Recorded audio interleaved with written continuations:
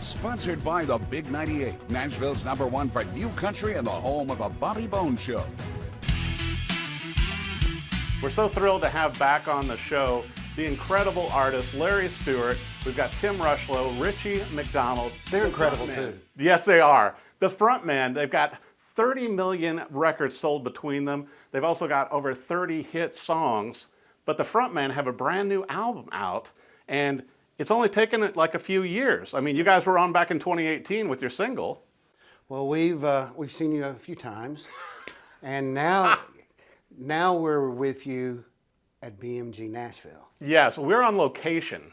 It seems like things have kind of stepped up a little bit. Got a little something special going on. Right. Yeah, it seems like you guys have some backing now, and so this is also, Richie, this is going to help with the tour bus, right? Well, hopefully it helps with, in the future, 3 tour buses. We're thinking big. We're thinking big. We're going big. I think that's awesome. But I got to say this too, Tim. Listening through the album, so you've got 9 original songs on here, 3 songs with each of you from your different bands previously. But Beatles and Eagles, probably my favorite song on there, and great. And also the radio played. You know, it's like you've got a great mix of songs. When we were talking, Tim, how do you guys intertwine like with the vocals and the instrumentation? You guys are all such great artists individually, but it works so cohesively on this new album. And what did I say a while ago? Talent. We're good. This is so good. Ladies and gentlemen, Larry Stewart. Larry Stewart. He'll be at the Comedy Zone tonight at 8 and 11. Try the veal. That's right. In answer to your question, that was awesome. This guy, man, he keeps you on your toes. And you know what? We laugh all the time, for real. Right. We laugh all the time. And that's one of the things I've never done this much making music is laugh with your buddies. It's hilarious. I mean, my stomach hurts when I come home from touring because we've gut laughed so many times in a 3-day run or 4-day run. But in answer to your question, we just kind of knew as we were recording with our producer, Mickey Jack Cones, and at the request of John Loba, who asked us to get with Mickey and then Mark Oswald and everybody in a big pile, it just to work together on this project. We didn't really have any arguments about who sings what. We just knew. When you'd hear a song, you're like, oh, that's a Larry song, or that's a Richie song, or we should sing lead. All of us should sing lead on this song. Right. We all should take a shot at this part or whatever.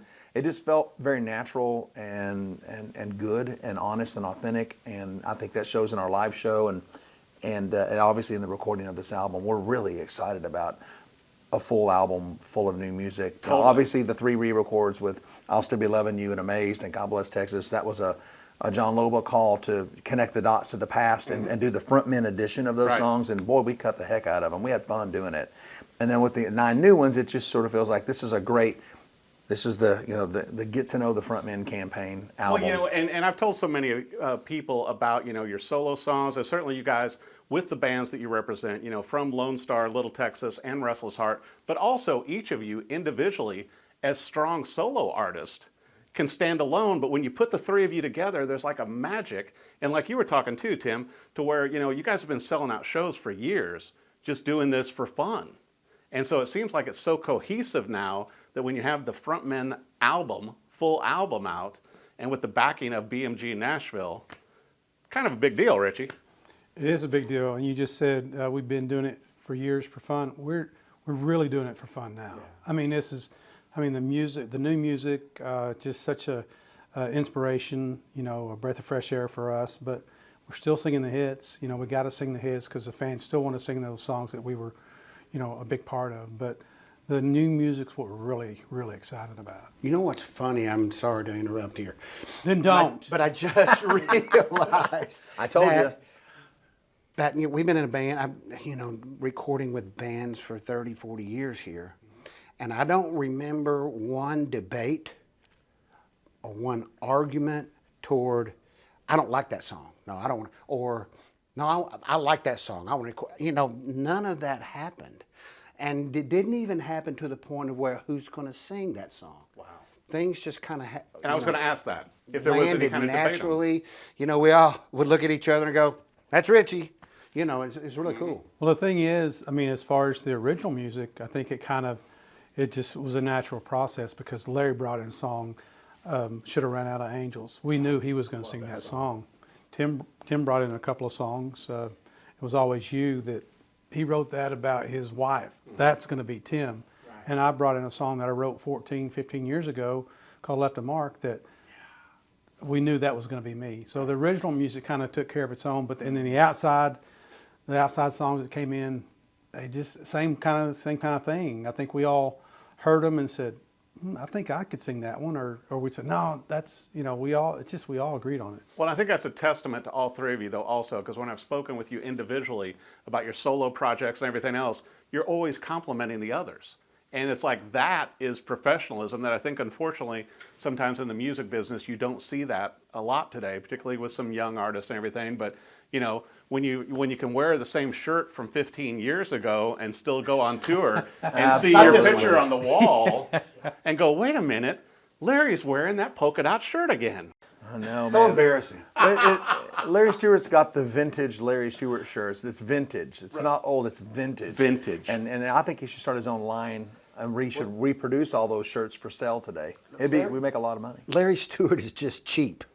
I don't go shopping a lot. What's that thing when you go Except for through your guitars. closet, you got to go through your closet and And downsize or coal or whatever. You don't do that, do you? I You don't do that. Yeah. I've got clothes from 20 years ago, man. It's the I kind of dig it. I kind of dig it. The backwards way of saying what you said a while ago was we've been asked in interviews, did you fight over any songs on the album? And it's like, no, Right. not even. We don't. We just have known what fit where it fits, and you just kind of. And now that we're playing those new songs live, it's a crazy thing to sing "Amazed" or "Bluest Eyes in Texas" with these guys, and then have him do "Left Their Mark," or we'll do Beatles and Eagles. Or, I mean, even when we do I Need You unplugged for radio or whatever, it's just like those songs, it's elevated. It's like, and at the same time, these new songs have they're a tall order compared to Amazed or Bluest Eyes in Texas. Those are household name hits. Right. So for the new things to walk alongside of that live and get the same kind of reaction from an audience, you better darn well know it's good. Well, and also I think, as we all know, in the bands, you guys coming out of 3 power bands from country music, but to have be able to do those harmonies and have that backup that you have with each other, no matter who is singing lead, that's pretty incredible. That's another thing that happened naturally. Really? Just fell out as to who was going to be singing what part. And Tim says it all the time. That doesn't always happen with lead singers, being able to sing and feel comfortable singing a harmony part. Right. And it just falls in naturally for us. We know exactly where we're supposed to land. Well, and I've got to ask you guys, where did you record the new album and the songs? Oh and my God, everything? can I answer that? Yes, you can. Because I'm looking at it right now. Really? Isn't that cool? It's- The Frontmen's recording career started right there at Soundstage. There's so much history in that recording studio. It was Ronnie Millsap's recording studio at one time, and I mean it goes way back. There's so How many. historical. Yep. Yeah. And then the next thing you know, you're on the 4th floor at BMG Nashville, as compared to like when we did interviews at like a 7-Eleven. This seems a Exactly. little The better. parking lot of Fox 17.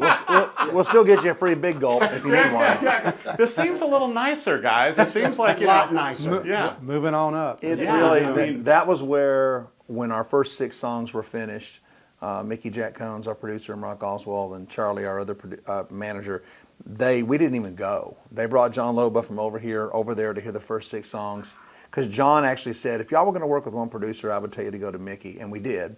So he was coming to hear him, and we just went, we're not going to go to that meeting. We didn't want to make him feel awkward to have to say, I like y'all, but no thanks. Right. And so he listened to it, and then he FaceTimed us from right there, all 3 of us at the same time, and said, this 6 songs are 6 for 6. I really want to sign you guys to a deal. I think you're like from your 90s country thing that you're known for, the radio still plays, to today it's like a modern Eagles. Let's do this. And we were like, you're kidding me. It's really feels like a fresh start. I mean, and granted, like we were talking, the single that came out in 2018 did very well, but it's like 6 years later, here you guys are with a full album out, and then planning a major tour this year. And Crazy. I don't even know what to say to that. I mean, it's just kind of crazy. The 3 of us have been. I am probably not supposed to say this, but I'm celebrating going into a 4th decade being in the music business since we first recorded for Restless Heart. And you know how things work in the business, ups and downs, trying to hang in there, just doing whatever we have to do, and to think that the three of us together get this opportunity is mind-blowing. Well, and I think that's the thing too, you know, and Richie, you and I were talking about this as well, to where it's like, it's three friends. You know, it's not like, you know, a boy band put together that people don't know each other. You guys have always known each other. You've toured together, you've crossed paths, and then now to be able to have three friends, you know, with the Frontmen, with a new album and on tour. Yeah, I think that's the difference. I mean, we really are friends. I mean, Tim said it a while ago, and I couldn't agree more. I mean, a lot of times we'll get through the show and I'll go to bed early just to lay in there, just 'cause sometimes I'll co-drive. But I can't tell you the number of nights that I've crawled in my bunk and all I hear is laughing in the back, laughing in the front. And I told my wife the other night, I told Lori, I said, it's the funniest thing just to hear. I mean, there's just giggling, just laughing on this bus. And No, we don't do that. It's really. But yeah. I mean, just it's the friendship, the camaraderie that we have, and I think it shows. You know, it shows in the music, and it shows when we step out on stage. I agree. Well, and I think that once you guys are out on tour with this too, the fans are going to want these new songs. You know, and certainly they know your hits, you know, individually with your bands and all, but to have a new body of work like this that, as you said, Tim, can hold its own against the past hits you guys have had, which are a lot. It's a tall order, you know, and yet it's happening. You know, when we play Left Their Mark in concert and you see people wiping their tears back off their cheeks and they're on their feet, I don't say a word, I just go. And I point at Richie like, this is all him. It's like those are big moments, you know, and then, you know, I mean, Beatles and Eagles does that. We've got, you know, Land Low in Mexico is hilarious. People, you know, when we say, who wants to go with us? People are just going nuts. So it's just so much fun, neat stuff going on. We've got some songs we're not playing in the show yet that people are ticked off we're not playing off the new project. Right. People are already going, why aren't you playing Rattlesnake? Why aren't you? Or whatever, you know, and I really want to put his Should Have Run Out of Angels in the show. That song will mow you over. It is. It's so good. I was telling them earlier, I had a friend that just texted me about a song on there called Rattlesnake, and they were listening to it and said there's a line in there that says she was dancing like the club was on fire. They've been singing it. She was dancing like her butt was on fire. That works. See, laughing. Yeah.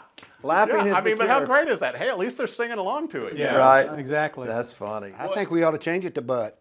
Let's do it. Right here. And I got to bring this up too, guys, because obviously it's going to be out on digital formats and CD. Please tell me this is going to come out as a vinyl project also. Yeah. Sure is. Yeah, it's going to be out as a vinyl album, so you can get your retro on and spin it on your record player and put underneath the needle, put the needle down and listen to the record. And as well as, you know, we saw the artwork for the CD for people that still want to have a CD. And of course, it's available digitally wherever you listen to music. You can stream it and download it. And I don't mind even saying this. I don't like listening to me. Yeah, we get it. You know what I mean? Yeah. If I hear me on the radio, I change the channel because mainly it's me years ago, and I think I sing better now than I did then. I just and I change the channel. I actually find myself in my car, just nothing on at all, and going, oh, I'm gonna listen to Frontmen, and I go over and I'll click on Spotify or Apple, and I'll play 4 or 5 songs in a row in my car and just smile. Yeah. I mean, I've never done that before, but I do that with this record because I'm that proud of it. Well, and that's what I was going to say too. When we're doing the interview, certainly, you know, having all three of you on the show individually and with different bands over the years and everything, but Larry never ages. And I don't know what you guys are doing with him on the road and just keeping him going, you know, with the Frontmen and everything, but you never age, Larry. Still a stud, I guess. It's vodka. We just pickled him. Yeah, clean living. I'm kidding. I'm joking. You know, drink just enough. But also, I mean, you know, you brought it up too, Tim, and Richie, where you guys, your voices. I mean, I'm sorry, but a lot of artists, you know, that toured heavily, you know, in the 80s and 90s and everything, their voices, they just can't do it anymore.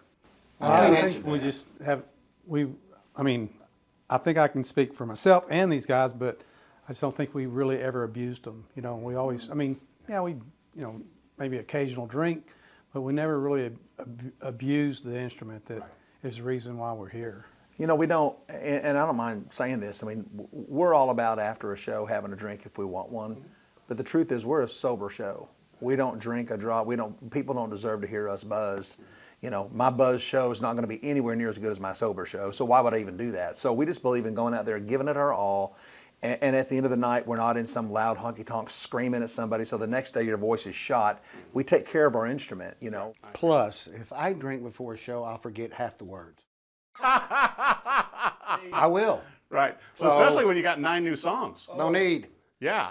I know that you guys have, your own website and everything for the Frontmen, social media, obviously with the music out, singles, more music videos, I assume, coming out. We haven't heard, but that's all coming. And Yeah. frontmenlive.com.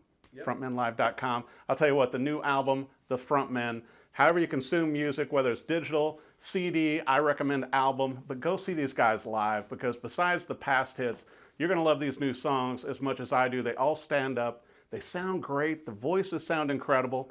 Congratulations, guys. And we are right here at BMG Nashville and Home of the Frontmen. home of the Frontmen. Yes.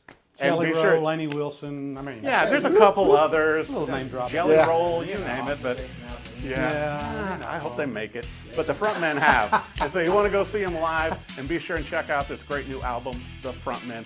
Larry, Tim, Richie, thanks for coming on the show. Good to see you again. Thank you.